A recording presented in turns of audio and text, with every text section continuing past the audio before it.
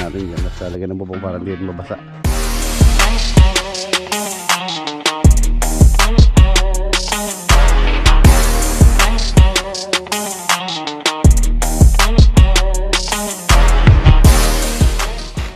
Tsaka yung mga debris na galing.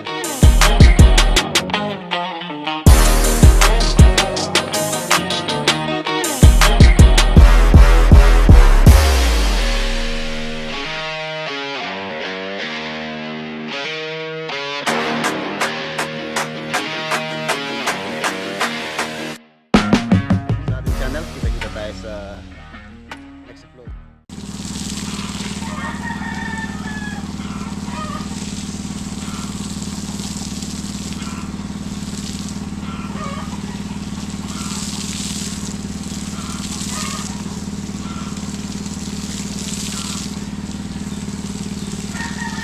Good morning. Ayan mga boss, patubig tayo. Tubig ng mga laman. Kailangan natin silang diligan dahil sa mainit na panahon. Holiday po pala ngayon, araw ng kagitingan. So walang pasok yung Lakeshore Project. So tayo baka di rin tayo umalis ngayong araw. Gagawin ko muna tong dapat kong gawin dito sa farm. Yung electrical nitong garahe, yung pong ilaw, saksakan. So yan natin kung gagawa natin ngayong araw. Wala tayong importante lalakarin. Binabasa ko na yung lupa para presko. Ano po ito? Itong tubig na to galing dun sa water pump. So malakas po yung tubig dito.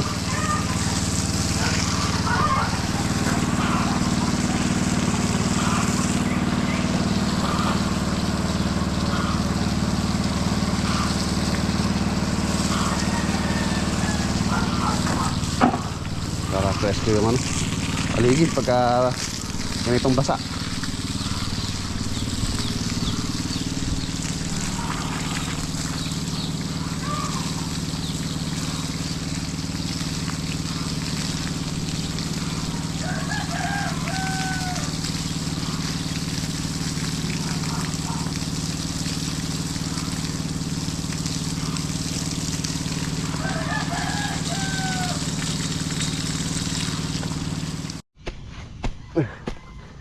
Tanig tayo.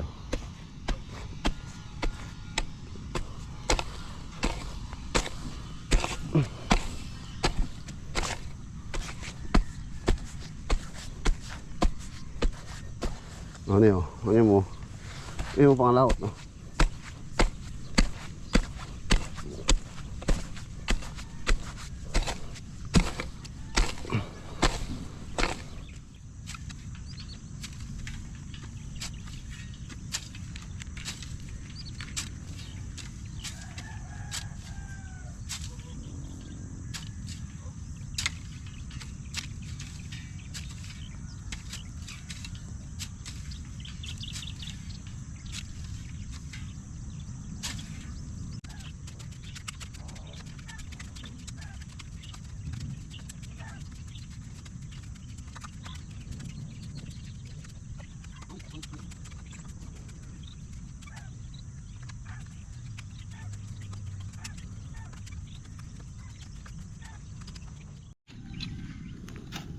$65 to 75 days harvest.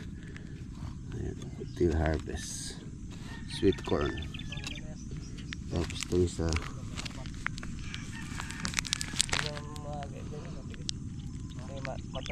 70-90. Harvest in 70-90. Oo, yun, butasin mo lang yan, oh. Wakas ka dyan tubig.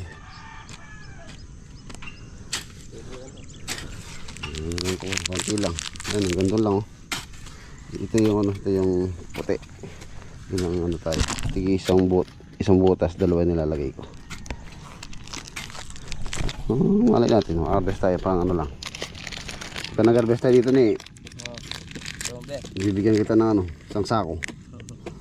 Tumubo kaya rin, kaya na ko na panala. Na. makakain. Ano? Tawag dito?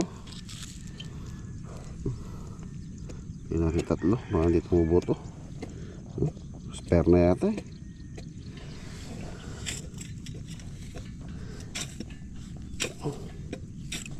Wala. Tumubo to. Parang ano eh.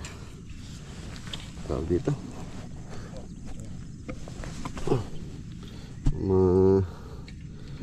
Lanat. Tuyo. Dito nagtutubo ko. Sige na, tatlo.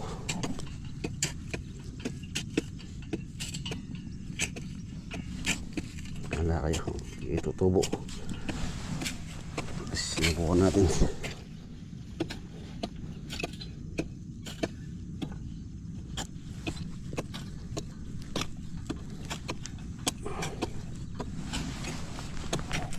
Masalasi. Okay na. Bibigyan na lang para ano. Para tumubo. Ayan. Minutos ni Bebe dun para pasukan ng tubig. Pagka tumubo na rin nating sara. Ayan. Aga lang sinobra naman danong kayo ni Den eh. Bebe. Baka na masubra yung tubig nito. Magiging ano.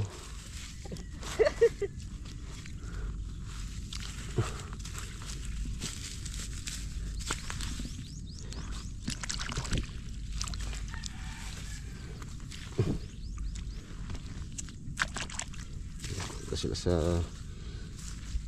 ating mais na 1 hektarya.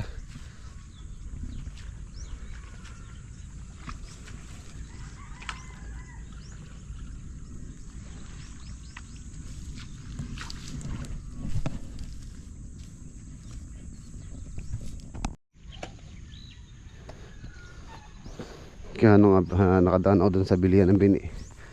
Bili ako ng papaya kaya dito sa gilid habang hindi pa natin napapadevelop. Sayang naman yung panahon kasi bago magtagulan baka makaharvest tayo. Kaya inabutan ng tagulan to, wala na tubig na dito.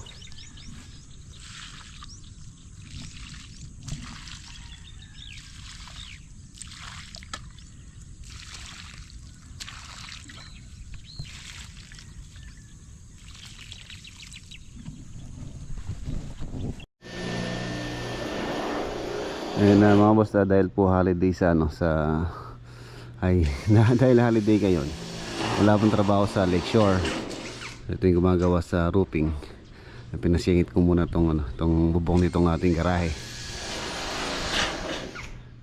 Sa Lakeshore lang naman walang trabaho. The rest meron naman po. Sa Bulacan, yung Bulacan pala mga boss, inaantay ko muna po yung update ni Starken. Doon po sa gagamitin namin doon, AAC block. So mamaya itatawagan ko si Sir Ron para dun sa AAC kung kailan ma-deliver para po makapag-install na ng AAC dun. Actually tapos na po yung dyan, yung structural. So pwede na maglagay ng AAC. Yun lang naman po yung hinihintay namin, yung AAC. Kung CHB sana yun, possible matagal na po yun. Buo yun. Medyo nadidelay lang dahil sa AAC. So tapos lalagyan ko ng ilaw to. Ito yung ilaw. Meron pala akong nabiling ilaw na panggarahe talaga. Ayan. Ito. 1, 2, 3, 4. Ano siya, 4 na octagon. Dito ko lalagay para maliwanag. Panggarahe po talaga itong ilaw na to. Maliwanag dito. So kahit na ito lang muna matapos ko para may magawa tayo. May mga inaskaso kasi ako kanina. So, tingnan natin yung dito naman. Papagawa ko ng bodega doon sa likod para mailagay itong mga forma-forma. Tapos yung mga bakal na natin, sobra-sobra para pagka magagamit pa. Yung mga yero naman po ako, marami yung yero doon sa Kabyaw, yung mga pakukuha ko doon, yung yero. Ito yung mga Sayang kasi. Ayan dito.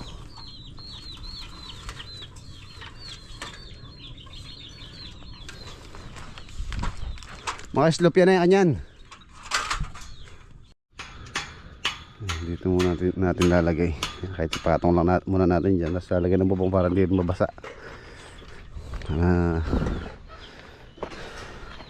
Ayos yung mga gamit. Ang dami yun, no? Yung mga magagamit pa dyan.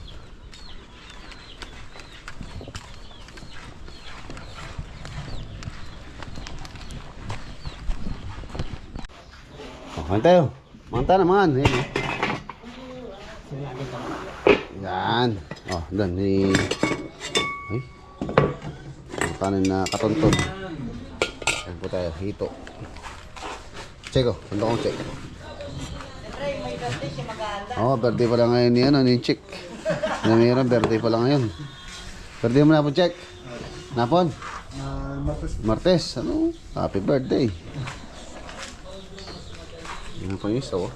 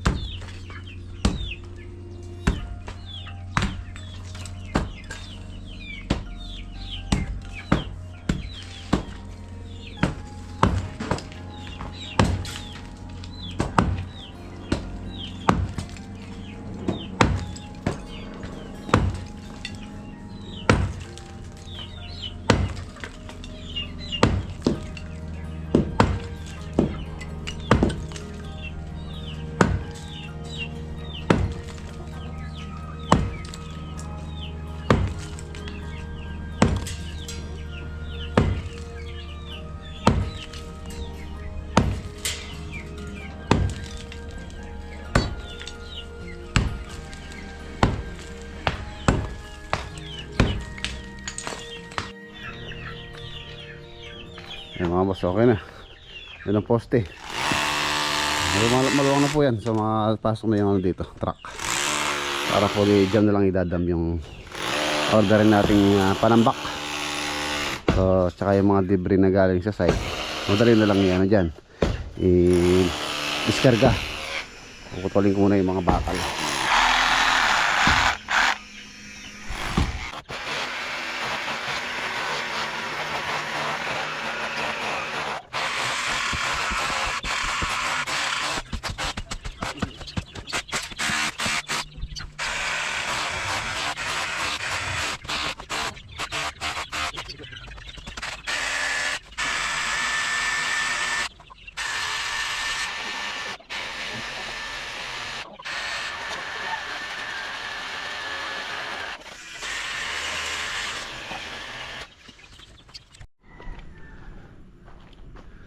Eh mga boss, okay na, alas 5 na, nag-siuwian na po din yung mga tropa. So ayan, naisingit po itong itong flashing na ilagay. Ayan, halos sa kawig po niya. Parehas lang po yung flashing. Playboy ang tawag po sa design na yan, Playboy. Yung ganito, yung ganyan, Banawe. Maganda rin po yung Playboy. Ayan. Brown ang kanyang bended accessories. Tapos ayun na yung ano niya, pinaka canopy. Pina-extend ko siya ng 1.2 meters para po ano, hindi masyadong ano yung ano, kasi hanggang dito po kasi yung pickup. So usli siya rito. At least dapat pagkagarahe mga boss, 6 meters ang ideal, lalo na pagka pumahaba yung sakyan. Tulad sa akin yung pickup, kung ano lang kotse tulad ng Jimny, yun maiksi lang yun, pwede po yung 5 meters. Pero kung tulad nga yung pickup na yun, or yung sakyan nyo is van, SUV, so kailangan at least mga 6 meters po yung haba niya. Sinukatan ko na po kasi siya, halos hanggang dito siya. Uusli siya rito, lalabas siya sa 5 meters, halos sakto lang dito. So ayun na rin yung ilaw mga boss. Ang ganda, oh. Panggaray talaga. Liwanag. Nabili ko po ito sa online. Ano po ito sa 2, 3, 4, 5, 6 yan, 6 na octagon. Yung dalawa nilagay ko doon, yung sa may kitchen. Yung dalawa nandito. Unti-unting naayos na. Ayun dalawa. Ayun dalawa dito. Maluwanag po yan. Matay ng ano, blue turnip. Ayun. Galing Palubaw to kay Kuya ano dito. Sarap to.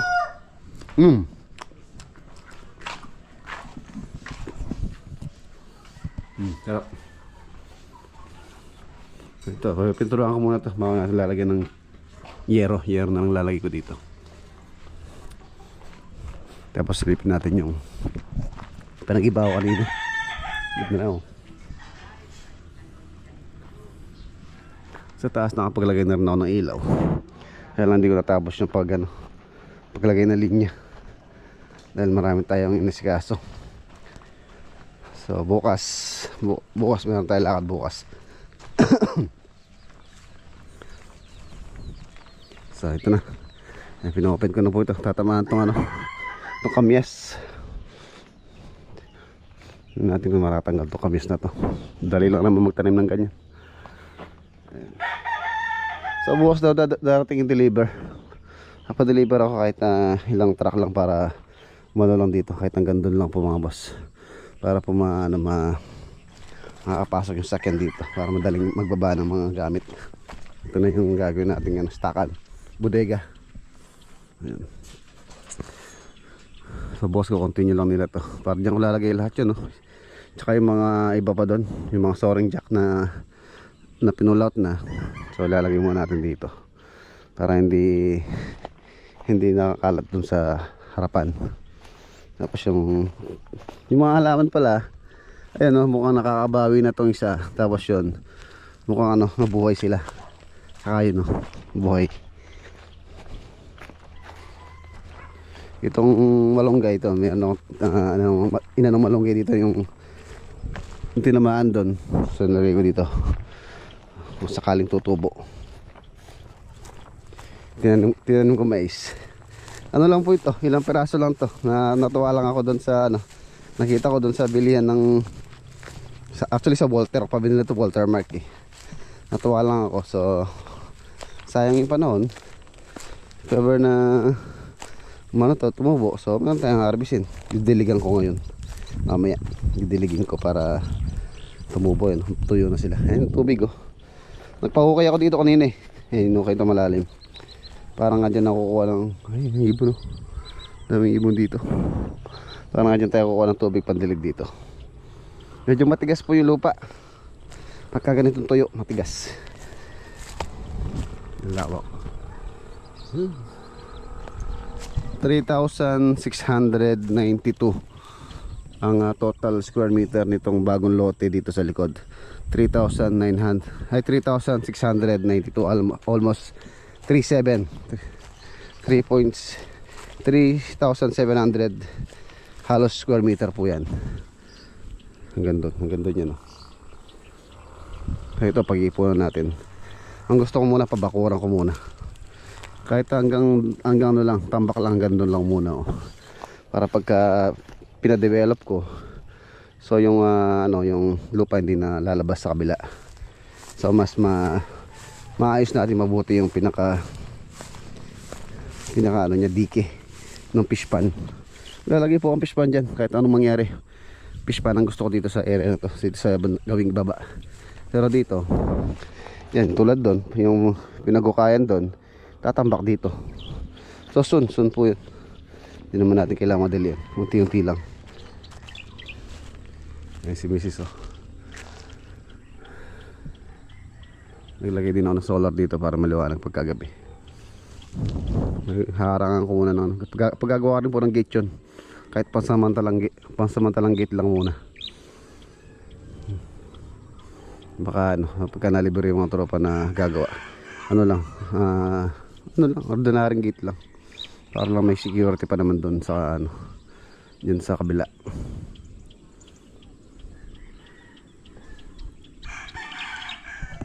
So ayan mga boss, dito ko na po tatapusin yung ating vlog for today. Maraming salamat po sa inyo walang sawang suporta dito sa ating channel. Kita-kita tayo sa next upload. Paalam po. God bless. Ingat.